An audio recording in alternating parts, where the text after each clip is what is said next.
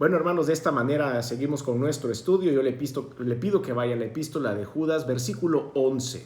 Versículo 11. Judas, versículo 11. Dice la escritura: hay de ellos, porque han seguido el camino de Caín y se lanzaron por lucro en el error de Balaam y perecieron en la contradicción de Coré.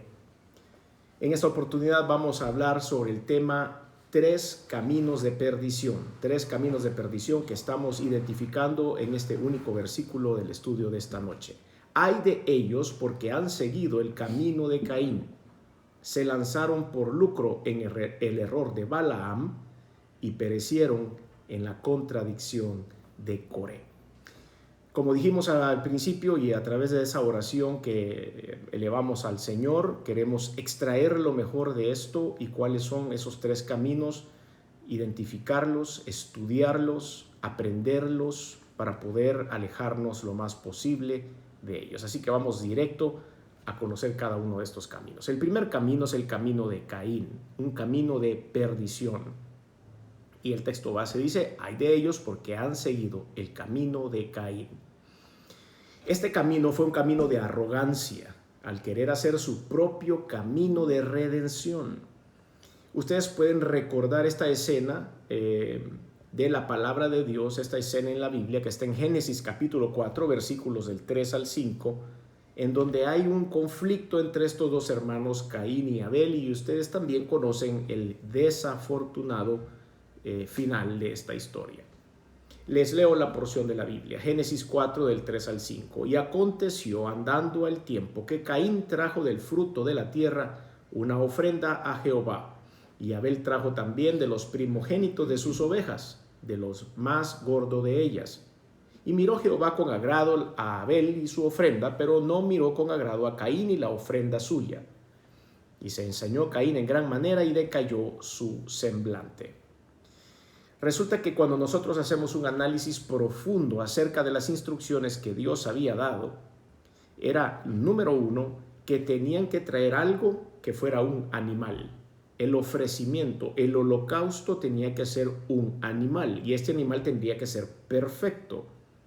Por lo tanto, vemos que Caín trajo del fruto de la tierra, empezando a contradecir la ley de Dios.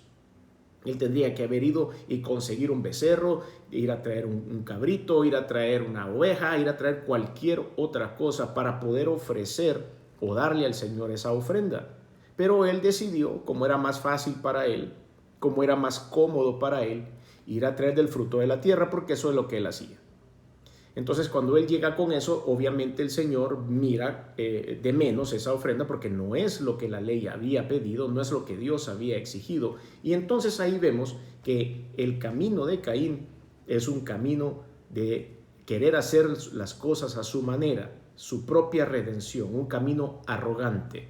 Quiso sustituir ilusoriamente la ofrenda que ya el Señor había instituido, que era un cordero, no el fruto de la tierra. Un camino de arrogancia al querer ser él mismo su propio Mesías, él mismo trazar el plan. Y es lo que llevamos a este estudio bíblico en la última oportunidad que estuvimos, el cual titulamos el Evangelio Light. Queremos acomodar la palabra de Dios a nuestra vida y no nuestra vida a la palabra de Dios. Es por eso que muchos se han proclamado automesías, es decir, ellos trazan la ruta. Yo me voy a salvar de esta forma, yo voy a hacer las cosas de esta forma, por medio de sus propios esfuerzos, por sus propios medios, por sus propias ideas. Entonces el fruto de la tierra es el fruto del esfuerzo y del trabajo, pero no era exactamente lo que Dios había pedido. Otra característica del camino de Caín es un camino de arrogancia, al no conocer su pecado o no reconocer su pecado y querer hacer su propio camino de redención, y albergar envidia también en su corazón hacia su hermano Abel. Vemos una vez más la porción en Génesis capítulo 4 que dice: y aconteció andando en tiempo de Caín que trajo del fruto de la tierra una ofrenda de Jehová, y Abel trajo también de los primogénitos de sus ovejas, de los más gordos de ella. Y miró Jehová con agrado a Abel y su ofrenda, pero no miró con agrado a Caín y a la ofrenda suya, y se ensañó Caín en gran manera y decayó su semblante. Eso quiere decir que en su corazón había un veneno de envidia, un veneno de recelo por lo que Dios estaba haciendo, porque él pensó que Dios lo estaba haciendo a un lado cuando realmente lo que él había hecho era lo malo. Y es aquí donde también podemos encontrar algunas coincidencias en algunas personas que escuchamos hoy en día que se pelean con Dios, solo porque Dios no ha contestado algunas de sus peticiones o solo porque Dios no se apareció en los momentos clave, pero nos damos cuenta que estas personas no realizan, no aceptan, no se dan cuenta que están haciendo o pidiendo cosas en contra de la voluntad de Dios.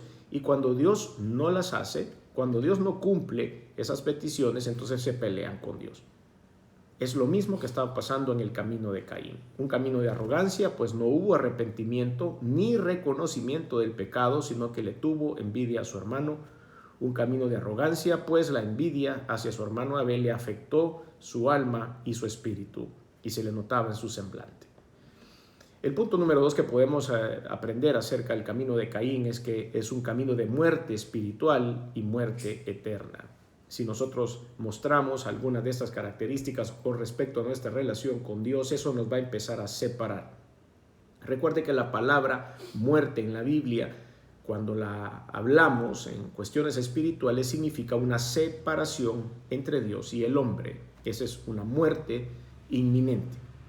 La palabra de Dios dice en Evangelio según San Juan capítulo 15 que nosotros somos pámpanos que tenemos que estar siempre pegados al árbol. Y cuando nosotros nos separamos nos empezamos a resecar, nos empezamos a secar y nos volvemos una pasa, una uva pasa.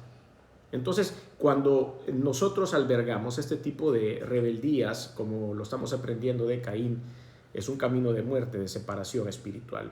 La primera epístola del apóstol Juan, capítulo 3, versículos del 11 al 13, dice: porque este es el mensaje que habéis oído desde el principio, que nos amemos unos a otros, no como Caín, que era del maligno y mató a su hermano. ¿Y por qué causa lo mató? Porque sus obras eran malas y las de su hermano justas.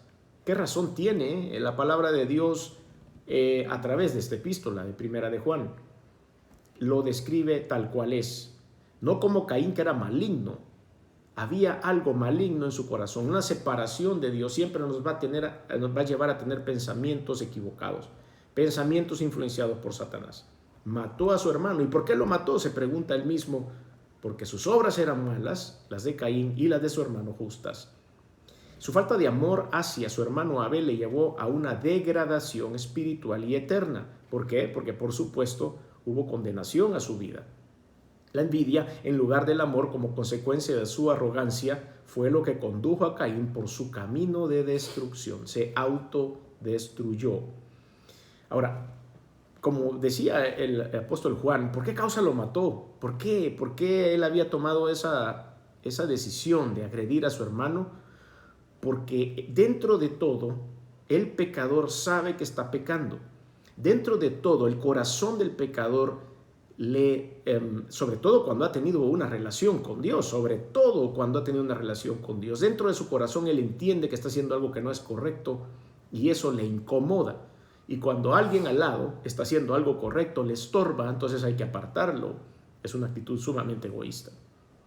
Entonces, vemos en nuestro primer tiempo de participación qué pensamos del camino de Caín. Haciendo un análisis como el que estamos haciendo, ¿qué pensamos del camino de Caín? La segunda interrogante que tengo en esta porción es: ¿hemos en algún momento tomado nosotros el camino de Caín? Sin llegar, por supuesto, al extremo de asesinar a alguien, pero ¿hemos abrazado en algún momento algún pensamiento similar? Y número 3, ¿estamos permaneciendo en el amor del Señor, guardando así nuestro ser de la arrogancia, de la envidia y de la muerte espiritual? Todas estas interrogantes son las primeras que podemos aprender y analizar del camino de Caín. Ahora vamos a ver el segundo camino. Vamos a volver como siempre a nuestra base, Judas, versículo 11. No nos vamos a perder de esa base porque estamos aprendiendo todo lo que podemos sacar de ese único versículo que estamos estudiando. Judas 11, ay de ellos porque han seguido el camino de Caín. Ya sabemos a lo que se refería la Biblia con respecto a esto. Y se lanzaron por lucro en el error de Balaam, Es el camino que vamos a estudiar ahora. Y perecieron en la contradicción de Coré a continuación. Entonces veamos, un camino de perdición y de error en el camino de Balaam.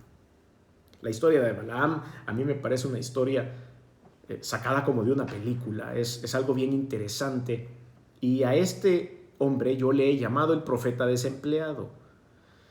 Cuando hay personas que han servido a Dios, cuando hay personas que han estado muy involucradas con el Señor, que la unción del Espíritu ha caído, que han sido muy útiles en el servicio a Dios, muy usados para que Dios se manifieste a través de ellos, pero que de repente se empezaron a alejar y entraron en un letargo espiritual, pues Dios dejó de usarlos también, porque ellos ya no se expusieron a escuchar qué era lo que Dios quería que se hiciera. Entonces Dios empieza a relegarlos, pero no porque Dios quiera, sino porque ellos ya no llegaron a su presencia. Todo lo que un siervo de Dios habla, todo lo que comparte, todo lo que hace, por quién ora, si tiene que ir a un lugar a orar por sanidad, si tiene que ir a un lugar a orar por la paz espiritual de alguna persona, si tiene que hacer un llamado para que las almas lleguen a los pies de Cristo, tiene que ser enviado por Dios. Ese mensaje siempre viene de Dios. La unción, el poder, la autoridad, todo eso viene de Dios. Cuando eso deja de fluir en una persona, quiere decir que hay una separación de Dios. Y es exactamente lo que le había pasado a este hombre, Balaam. Entonces yo le llamo el profeta desempleado. Nada, ya no sucedía nada sobrenatural en su vida, ya no había palabra, ya no había revelación de parte de Dios. Entonces empezó a ver cómo hacía para salir adelante.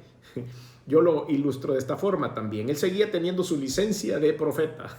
Esa no se la habían cancelado. Él seguía teniendo su título de profeta y quería seguir ejerciendo, pero ya no podía porque Dios no lo usaba. Entonces empezó a querer lucrarse y dijo, bueno, de algo tengo que comer.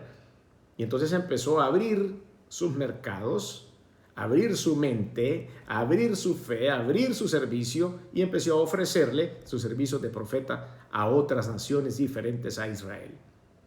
Entonces veamos lo que dice el libro de Números, capítulo 22, versículos del 10 al 13. El amor al lucro llevó a Balaam a lanzarse al error. Números 22, del 10 al 13. Y Balaam respondió a Dios, Balac, hijo de Zippor, rey de Moab, ha enviado a decirme, he aquí este pueblo que ha salido de Egipto cubre la faz de la tierra. Ven pues ahora y maldícemelo, quizá podré pelear contra él y echarlo. Yo quiero que ustedes entiendan qué es lo que estaba pasando en esta imagen.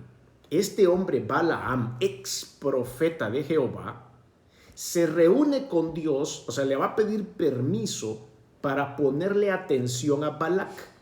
¿Quién era Balac? Hijo de Zippor, rey de Moab. Los moabitas eran una nación pagana, una nación idólatra, nada que ver con Israel. Y más bien lo que quería hacer Moab, como lo hacían todas las naciones que estaban en esos alrededores, era invadirse unos a otros para ver quién podía obtener más tierra, más ganancia, más ganado, etc. Moab quería invadir Israel. Esos paganos, esos idólatras querían invadir a Israel y utilizaron los servicios de Balaam para poder llegar a hacer ese cometido. Lo que nos llama la atención aquí es que viene este hombre y se va a orarle a Dios y preguntarle si lo podía hacer. ¿Ustedes cuál creen que era la respuesta de Dios? Era más que obvia.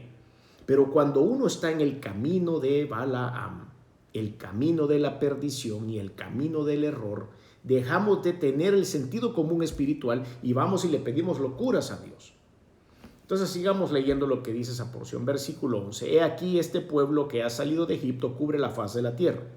Ven pues ahora y maldícemelo, quizá podrás pelear contra él y echarlo. Versículo 12. Entonces dijo Dios a Balaam, no vayas con ellos, ni maldigas al pueblo, porque bendito es. Así Balaam se levantó por la mañana y dijo a los príncipes de Balac, volveos a vuestra tierra, porque Jehová no me quiere dejar ir con vosotros. Pero yo estoy seguro que si ustedes leen un poco más adelante, se van a dar cuenta que Balaam desobedeció. Ya vamos a llegar a ese punto. ¿Qué es lo que podemos observar hasta este momento? Esto le llevó a querer convencer a Jehová de darle permiso de ir con los mensajeros de Balac a maldecir al pueblo bendecido por Dios. Y esto le llevó a estar dispuesto a hacerlo abominable ante los ojos de Jehová a cambio de algo que era perecedero, la vida eterna. Su salvación, querido hermano, querido amigo, querida hermana, querida amiga, su salvación es su gran tesoro. Eso es lo primero que tenemos que guardar. No podemos vender nuestra primogenitura por un plato de lentejas. No podemos nosotros, con tal de salir adelante por una situación difícil económica como este pobre desempleado, comprometer nuestra salvación, nuestra relación con Dios, cegándonos por completo y pidiéndole a Dios cosas que rayan en lo ridículo.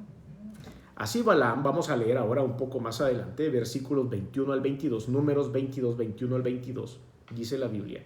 Así Balaam se levantó por la mañana, enalbardó su asna y fue con los príncipes de Moab. Y la ira de Dios se encendió porque él iba, y el ángel de Jehová se puso en el camino por adversario suyo. En esta porción de la escritura vemos como el Señor se enciende en ira. ¿Cómo es posible que este hombre, habiendo sido profeta de Dios, no le amaneciera cuál era la voluntad de Dios, no había entendido cuáles eran los mensajes de Dios, y Dios por ese motivo se había encendido en ira? Recuerden que la ira de Dios, la palabra ira en la Biblia, no tiene que decir literalmente la palabra ira, porque Dios no está sometido a todos esos sentimientos humanos que nosotros albergamos. A lo que se refiere la palabra ira no quiere decir que Dios se pone con el ceño fruncido y saca un látigo y empieza a pegar, o un cincho y empieza a pegar, o una vara y nos empieza a dar en la cabeza. La ira de Dios, si nosotros nos vamos a la traducción etimológica de esa palabra, es esa molestia que tiene Dios en que haya una separación de los seres humanos de Él. No es esa ira con ganas de destrucción. No es esa palabra, quizás la traducción no es la mejor en esta palabra, porque no queremos que usted tenga una idea de un Dios iracundo, pero sí de un Dios que se siente contristado, triste, preocupado porque las personas se alejen de Él. Entonces, el ángel de Jehová que se menciona en esta porción y dice, y la ira de Dios se encendió porque él iba, y el ángel de Jehová se puso en el camino del adversario. Esto es súper interesante, por eso les digo que esta escena amerita un análisis por sí mismo. El ángel de Jehová en estas porciones de la escritura es una teofanía. La palabra teofanía es un término teológico que se usa para describir a una aparición de Cristo en el Antiguo Testamento con apariencia humana, pero no encarnado. Hay muchas porciones de la Biblia que mencionan el ángel de Jehová, y el ángel de Jehová es un adelanto de lo que después vendría a ser Jesucristo encarnado en el mundo. Entonces, es una aparición del Cristo preexistente en el Antiguo Testamento con apariencia humana, pero no encarnado. Y este ángel de Jehová enfrenta a Balaam por adversario suyo, porque, ya lo sabemos, había tomado el camino de perdición por plática, por lucro. Por ello los ojos espirituales de Balaam se habían cegado, no entendía qué era lo que estaba pasando, no tenía discernimiento, no sabía, no podía entender. Aunque sus labios decían obedecer a Jehová, su corazón estaba en las riquezas, en la vanagloria, en el trabajito, en la rebusca, como dicen algunos, no me gusta esa palabra, y no podía ver al ángel de Jehová, pero su burra sí lo podía ver. A veces es necesario que hasta una persona que se declara ateo, o alguna persona que declara que no quiere saber nada de Dios, son utilizados para podernos hacer llegar una verdad de parte de Dios. Y en el caso de este hombre, su burra, un animal, una bestia de carga, había sido utilizada para hacerle llegar una verdad. Por eso es tan pintoresca esta historia. Siempre vamos con números 22 del 26 al 30. Y el ángel de Jehová pasó más allá y se puso en una angostura donde no había camino para apartarse ni a derecha ni a izquierda. Y viendo el asna, el ángel de Jehová se echó debajo de Balaam. O sea, el asna sí vio al ángel de Jehová, Balaam no lo vio. Y Balaam se enojó y azotó el asna con un palo. Entonces Jehová abrió la boca del asna, la cual dijo a Balaam: ¿qué te he hecho que me has azotado estas 3 veces? Y Balaam respondió al asna, ¿por qué te has burlado de mí? Ojalá tuviera espada en mi mano que ahora te mataría. Analice esta parte. Primero, cuando un burro le hable, quiere decir que usted realmente está perdido en cuanto a la relación con Dios. Cuando un animal, sea como sea, venga y se manifieste a su vida, es porque su situación es totalmente precaria. Pero es peor todavía cuando usted le contesta al animal. No solo es el susto de que una burra le hable en su idioma, sino entablar una conversación con la burra. Quiere decir que estoy totalmente perdido, que no sé qué es lo que está pasando en mi vida, que no entiendo los porqué de los accidentes, de las situaciones, de las crisis, de los desafíos que estoy enfrentando, porque sencillamente mi mente está en otro lugar. Entonces nos damos cuenta cómo él entabla una relación, una conversación en su idioma con esta burra, y la burra estaba de frente viendo al ángel de Jehová. Versículo 30, y el asna dijo a Balaam, ¿no soy yo tu asna? Sobre mí has cabalgado desde que tú me tienes hasta este día. ¿He acostumbrado a hacer algo así? Y él respondió, no. Continuó con la conversación. Entonces el camino de Balaam es un camino que ama el premio de la maldad. Para que no se nos olvide, siempre tenemos que volver a nuestra base, que es Judas 11. Hay de aquellos que han seguido el camino de Caín y lanzaron por lucro en el error de Balaam. Recuerde que este camino es un error. ¿Cómo es que Balaam amó el premio de la maldad? Bueno, pues este rey Balac le ofreció riquezas y honra. Otra vez su posición, la posición que él había perdido por separarse de Dios, a cambio de maldecir al pueblo de Israel. Te vamos a pagar, te vamos a hacer famoso de nuevo, te vamos a poner una oficina, te vamos a dar seguro de vida, te vamos a dar viáticos, te vamos a dar vacaciones, bono 14, seguro social, etcétera, etcétera, etcétera. Todo lo que puede ofrecer un beneficio de un trabajo, y te vamos a dar una oficina en un edificio grande, y te vamos a dar 2 parqueos para que parquees tus camellos, y vamos a tener para ti hasta daycare para tus hijos, etcétera, etcétera. Todas las cosas y beneficios que le pueden ofrecer a un trabajador se la estaban ofreciendo a este hombre, y él vendió su fidelidad a Dios por todo esto. Ese es el camino de maldad. Números capítulo 22, versículo 17. Porque sin duda te honraré mucho y haré todo lo que me digas. Ven pues ahora y maldíceme a este pueblo. Ese fue el contrato que quiso firmar Balac con Balaam. Balac también quiso ponerle tropiezo a Israel a cambio de su beneficio personal. Apocalipsis capítulo 2, versículo 14 menciona algo sobre este evento también. Pero tengo unas pocas cosas contra ti, que tienes ahí a los que retienen la doctrina de Balaam, que enseñaba a Balac a poner tropiezo ante los hijos de Israel, a comer de cosas sacrificadas a los ídolos y a cometer fornicación. Aquí podemos encontrar en este versículo una foto más ampliada, más detallada, de lo que Dios estaba reprochándole a Balac en ese momento, en Números capítulo 22. Allá en Apocalipsis 2:14 podemos encontrar verdaderamente cómo le dolió a Dios, que lo dejó plasmado después en el Nuevo Testamento y en la revelación del libro de Apocalipsis, para que nosotros, como estamos extrayendo estas verdades, tengamos cuidado con esto. ¿Cuál fue el fin de Balaam entonces?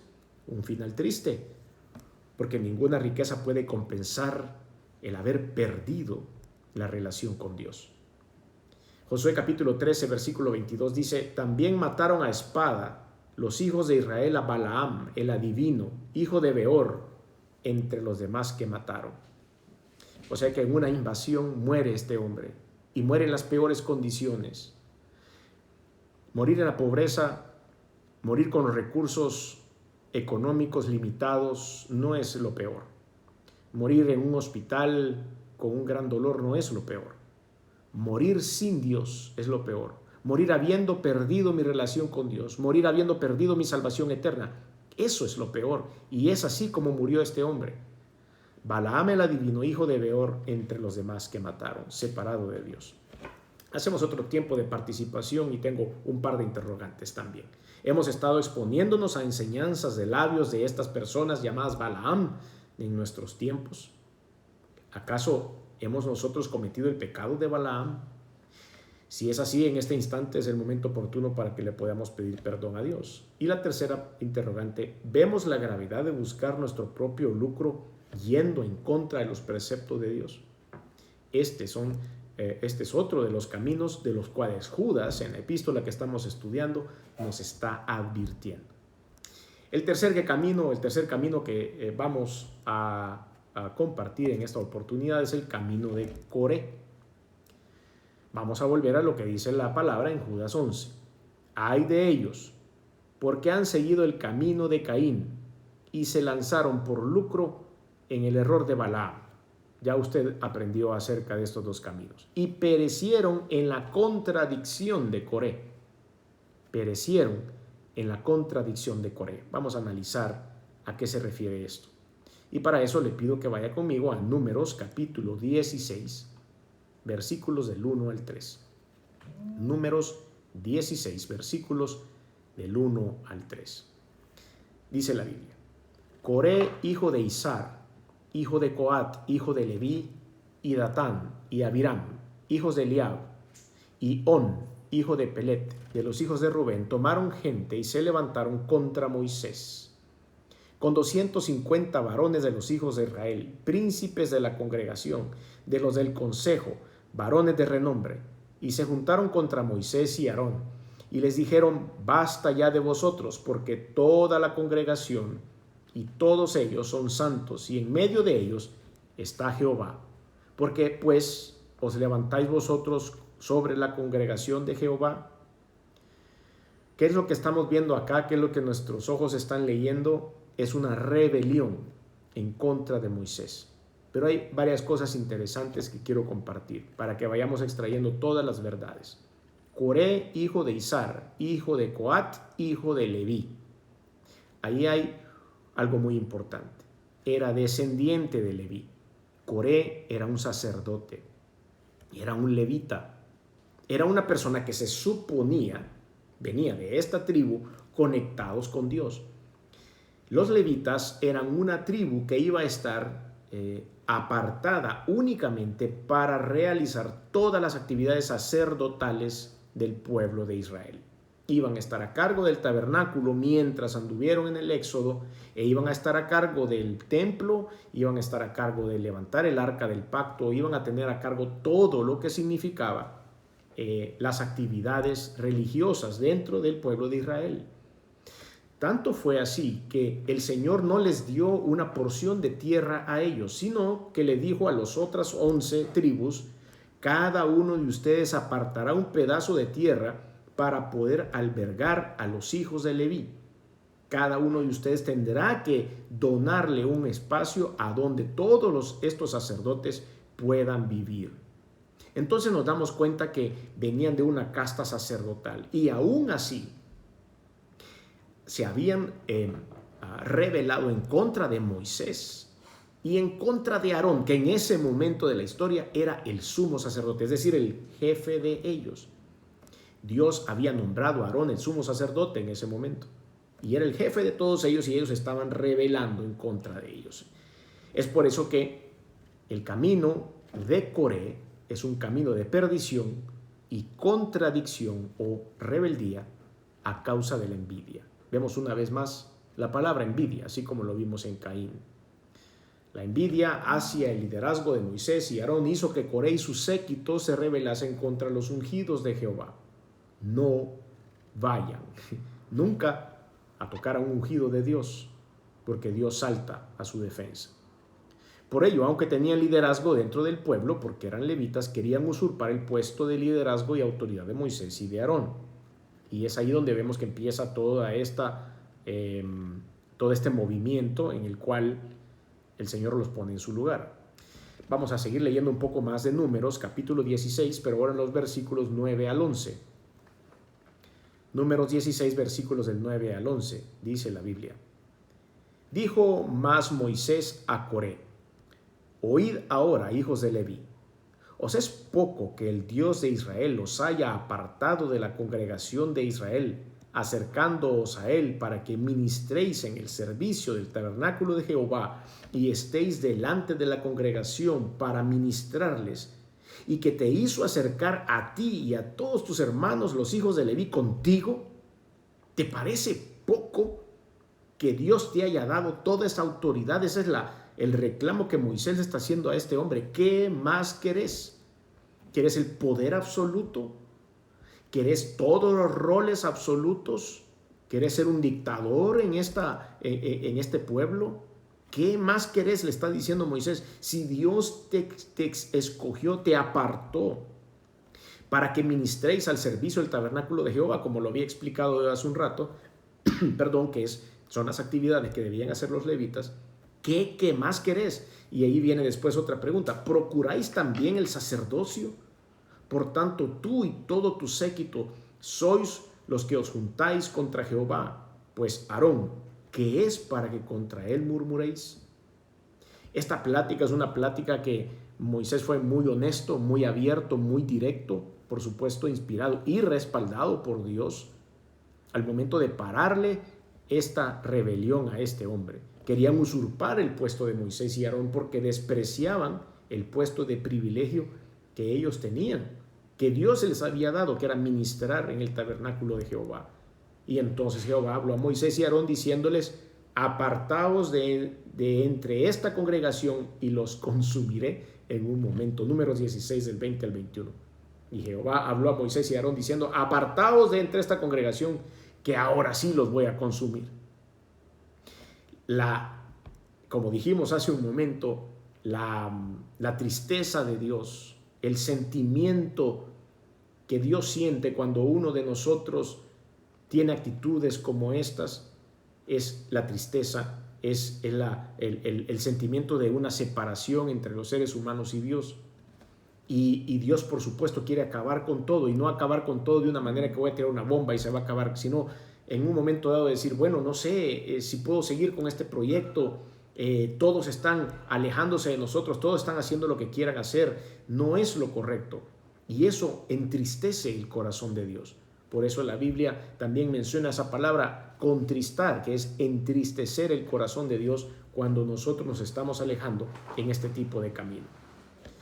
Pues Jehová, el gran yo soy, el creador de los cielos y de la tierra, rey de reyes, el señor de señores, aborrece la rebeldía, aborrece este tipo de actitudes que estaba teniendo Coré, porque la rebeldía es como el pecado de la adivinación, es como el pecado de la idolatría, es como cualquier otro pecado que Dios dejó claro que no quiere en ninguno de nosotros, y de esa manera Dios se manifiesta.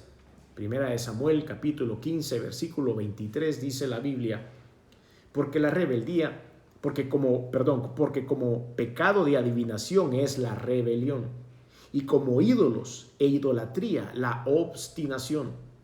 Por cuanto tú desechaste la palabra de Jehová, él también te ha desechado para que no seas rey. ¿Se da cuenta cómo hace las comparaciones Dios en esta porción? ¿Se da cuenta qué importancia le da Dios al manifestar rebeldía en contra de su voluntad? El gran yo soy, Dios, creador de los cielos y de la tierra, el Dios que nos dio la vida, el Dios que nos dio el soplo, el Dios que ha mandado a su Hijo a morir por nosotros, es el que desecha a la persona rebelde y le da el privilegio al obediente, al humilde, al que verdaderamente se conecta con él conforme a su corazón. Primera de Samuel siempre, pero en el capítulo 15, versículos 26 al 29, dice la Biblia: y Samuel respondió a Saúl: no volveré contigo, porque desechaste la palabra de Jehová, y Jehová te ha desechado para que no seas rey sobre Israel. Y volviéndose Samuel para irse, él se asió de la punta de su manto, y éste se rasgó. Entonces Samuel le dijo: Jehová ha rasgado hoy de ti el reino de Israel, y lo ha dado a un prójimo tuyo mejor que tú. Además, el que es la gloria de Israel no mentirá, ni se arrepentirá, porque no es hombre para que se arrepienta. Esta escena es una escena triste. Es una escena donde usted y yo podemos decir una frase muy común, que es: sufrimos la pena ajena. Están quitándole la autoridad a Saúl. Están quitándole, después de varios momentos de rebelión, después de haber tomado algunos roles que no eran los suyos, Por ejemplo, ya que estamos hablando y aprendiendo de todo esto, Saúl hizo algunas actividades que eran únicamente reservadas a los sacerdotes. Pero como el profeta no se apuraba, entonces dijo, bueno, yo voy a ofrecer el holocausto, yo lo voy a hacer aquí, hay que ser prácticos, hagámoslo, yo soy proactivo. Y empezó a hacer cosas que eran únicamente reservadas para los levitas. Todas estas cosas, todas estas rebeldías, todas estas infinidad de cosas que este hombre estaba haciendo, lo separaron de Dios y entonces Dios lo quitó del reino. Y por supuesto usted conoce bien la historia, llegó el rey David a ocupar ese espacio. Otro tiempo de participación. Estamos siendo como Saúl, como Coré, estamos siendo rebeldes ante Dios o estamos siendo como David. Estamos dispuestos a pedirle al Señor que nos lleve a la casa del alfarero para que nos haga como mejor le parezca, que nos arregle esas grietas que nos hemos hecho en el camino, que todos tenemos, que todos enfrentamos, pero que yendo a la mesa del alfarero, al escritorio de Dios, Él va a creer en nosotros alguien conforme a su corazón. Es ahí donde tenemos que nosotros orientarnos. Tenemos que atender la advertencia clara y urgente por parte del Señor y tenemos que apartarnos con temor de los 3 caminos de perdición que ahora Judas a través de esa epístola nos ha enseñado. El camino de Caín, el camino de Balaam, el camino de Coré y sigamos el camino de Cristo. Tomemos el yugo del Señor, que es fácil, dice la Biblia. Anhelemos la venida, la próxima venida de Cristo, el arrebatamiento de la iglesia. Sirvámosle con amor y con gozo. Cristo pronto nos llamará. Cuando esa trompeta que menciona la primera epístola de Tesalonicenses suene, velemos pues porque los tiempos son malos. Cristo viene y tenemos que asegurarnos de no desviarnos en estos caminos. Cierro con el versículo que hemos estudiado, Judas 11. Ay de ellos, porque han seguido el camino de Caín y se lanzaron por lucro en el error de Balaam y perecieron en la contradicción de Coré. Hoy podemos claramente comprender este versículo y lo que Dios nos estaba diciendo a todos. Espero que hayan disfrutado, como yo lo hice, de todas estas historias bíblicas, y quiero hacer una invitación si hay alguien que en algún momento se ha separado de Dios y quisiera reunirse con Dios otra vez, que quisiera volver a arrancar su camino con Dios. O probablemente haya alguien que nunca haya abierto su corazón a Cristo y que muchas de estas cosas o estas historias han sido relevantes para su vida y quiere entregarle su corazón al Señor. Voy a hacer una oración y le pido que se una conmigo. Señor Jesús, reconozco que he hecho algunas cosas que no han sido de tu agrado. Me arrepiento, perdóname. Reconozco que he cometido algunos pecados, pero también reconozco que veniste al mundo hecho hombre, que te colgaron en una cruz y que la sangre que derramaste ha servido para borrar todos estos pecados. Reconozco que resucitaste al tercer día, que estás vivo y sentado a la diestra de Dios. Por eso con fe, hoy, abro mi corazón y te recibo en él como mi único y suficiente Señor y Salvador. Guía mi vida y ayúdame a encontrar el camino que me lleva directo a ti. En el nombre de Jesús. Amén.